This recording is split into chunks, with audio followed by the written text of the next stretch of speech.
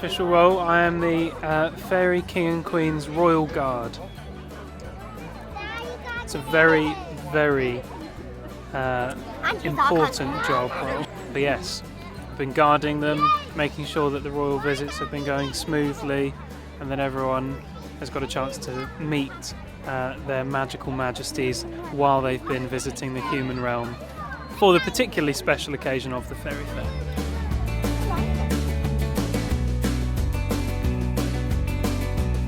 I'm Mike Dodsworth, I'm a storyteller, and I've been telling stories here with the Fairy Fair for many, many years, and it's great to be back after a little hiatus. Wonderful to have everyone here, fresh audiences, new faces, and familiar ones too, so it's fantastic. Having a great time already. Magic Lamb, make me porridge. So my name's Lucy. And I'm Paige. And today we've been doing Fairyland training. Fairy training in Fairyland. In Fairyland. It's been fabulous. The whole point of fairy training is that we want to teach the children about nature in a fun and educational way. So we've learnt about different wildflowers. We've had buttercups, poppies, Paige's poppy, cornflowers and muskmallows. And then we do a brilliant bit about how weed killer and pesticides are bad. Yeah. It's like a coconut shy, isn't it? Yeah, you've got to knock them down. So you don't want Whack slug down the pellets, weed killer. don't want weed killers or anything like that. So it's really theatrical, isn't Yeah. it? And the children really enjoy it. Yeah. There's a lot of boo and hiss Huge, and all that sort of thing. Lots of cheering, just Yeah. really exciting. And we make them do the fairy pledge, which is the promise Yeah. to care for the wildlife and grow the flowers and look all after this and that. Fairyland. And they seem to really enjoy it, don't they? It kind of goes in. Yeah. Yeah, it's great. It's a great way to teach them about nature. Yeah. I promise I will do my best To love nature! to love nature. Okay, recruits at the ready. We're going in this time, we're going to search the oak tree. We are looking for creatures, remember. We will be focusing on one area at a time. If you find something that's alive, let us all know so we can share the joy. Nice, brilliant. Who's got one? These are all working. Okay. I think these are all functioning. All functioning, have you checked? This way. So I'm Tim, this is elf training behind me. We've been training elflings in the secret ways of the elves, how to move like elves. We plaster them in stuff like elves, camouflage like elves, freeze like the trees around us, and so on. It's a really good fun, loud, boisterous workshop for people who like getting dirty. What did you find? Spider. Where? Step in quickly, then low and slow. Good luck. Step in quickly. Freeze like fun. Like fun. Like a fan. I didn't see us. It's okay. Freeze like a deer. Hold it. Freeze. Not bad. Hi, I'm Dawn. I'm working on the Bees on Sticks drop-in workshop today, and we're making two kinds of bee. There's a white-tailed bumblebee and a red-tailed bumblebee. And we do this to help children understand that there are all different types of bee, how to identify them, why they're important, and where they can be found.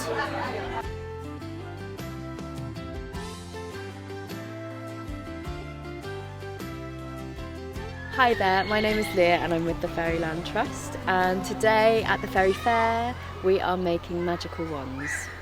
The Magic Wands workshop looks at the importance of native trees and their importance to our environment. The children learn how to make a special wand, which is based on an ancient wizard calendar. So a special tree from a season chooses them and they get to take that away with them and learn a bit about the special qualities of each tree. Hello, welcome to the Pixie Post Office. So here we've got lots of different postcards that you can colour in. Come inside, colour in the postcard, and then what we do, we put a special fairy stamp on it and you can send it to anybody. So the fairies will work hard to get it to your loved ones, and there's lots to choose from. So yeah, that's it. We're from Wild Touch Wildlife Centre. We're a wildlife rehabilitation centre, so we take in sick, injured, orphaned wildlife, rehabilitate them, get them back out into the wild again.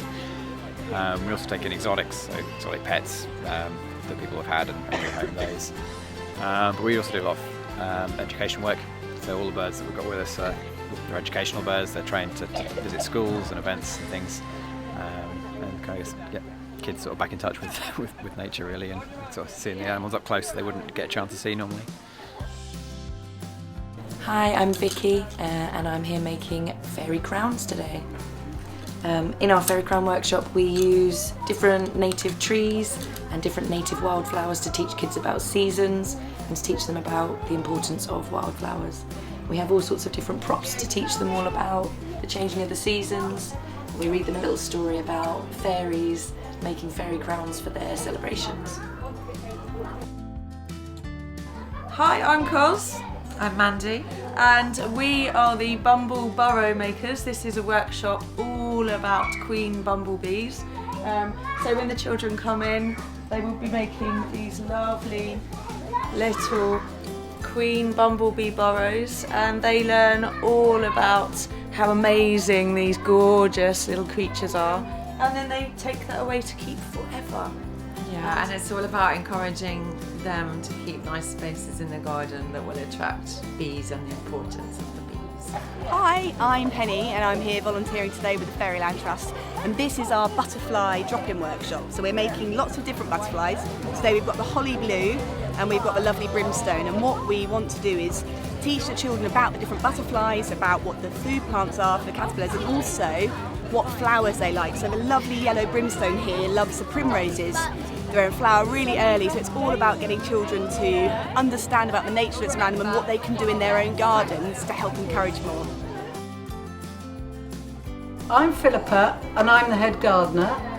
I'm Kelly and I'm assistant fairy gardener.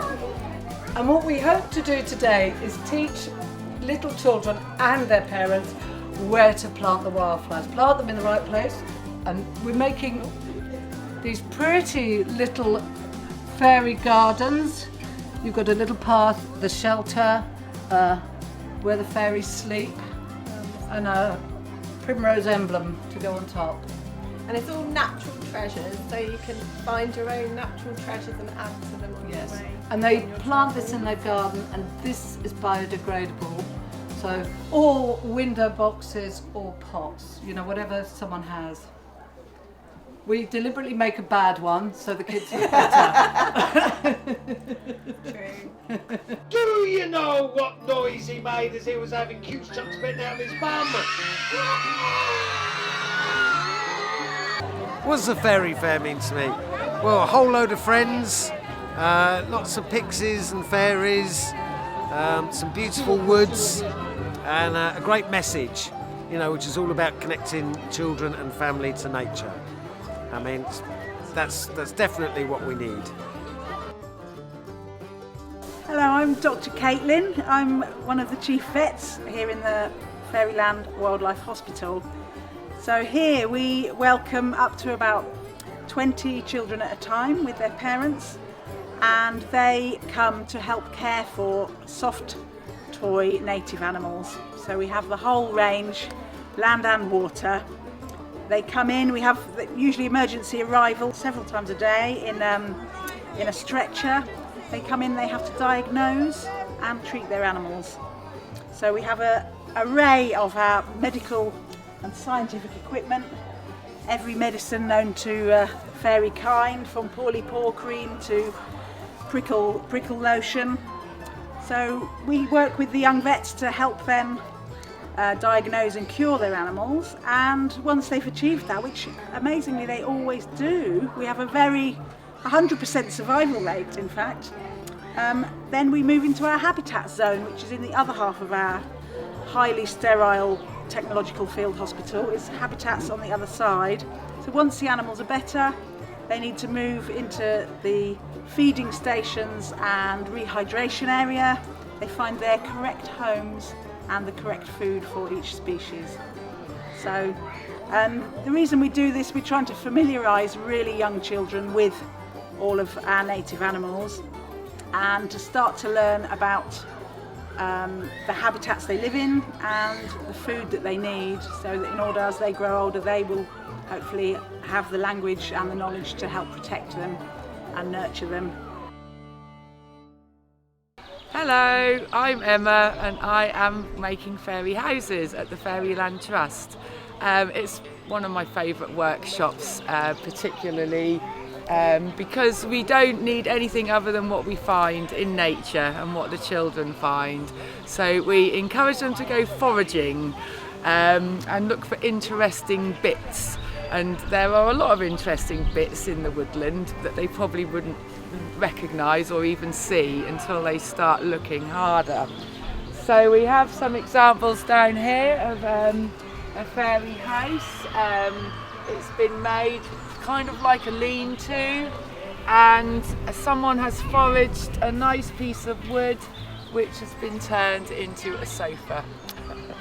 And of course moss makes a fabulous carpet. So they're learning to really look at nature and see things that are small. They find acorn cups and make them into little bowls and make a table, and it's all about looking closely at what's around you and making something magical. Currently, today I am Bowline Bill, although I've been with the Fairyland Trust now for about 20 years, and I've mostly been troll. But yeah, so I'm here today. We're doing a bit of pirating, the Pirate Fate. We're here to steal and rob blind everybody we can see, so that we can take their money and use it for better things like nice ecological projects. Yep.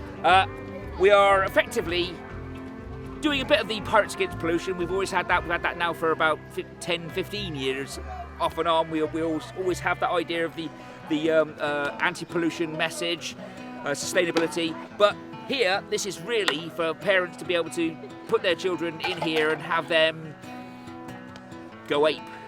Absolutely. The boys over here are taking a real pounding, and I kid you not, the girls are absolutely loving it. Hi, my name's Carolyn, and I've actually been working with the Fairyland Trust for over 20 years.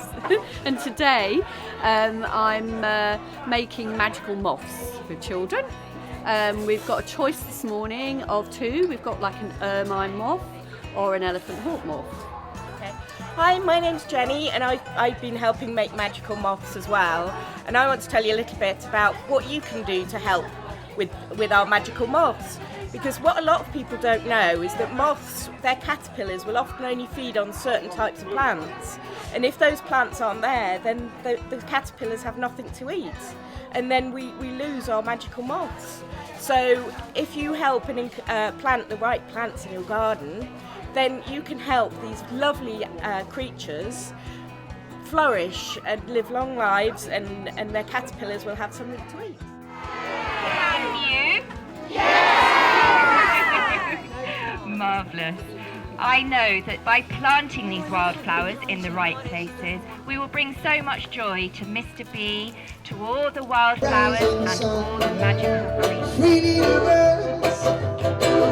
She found my dust.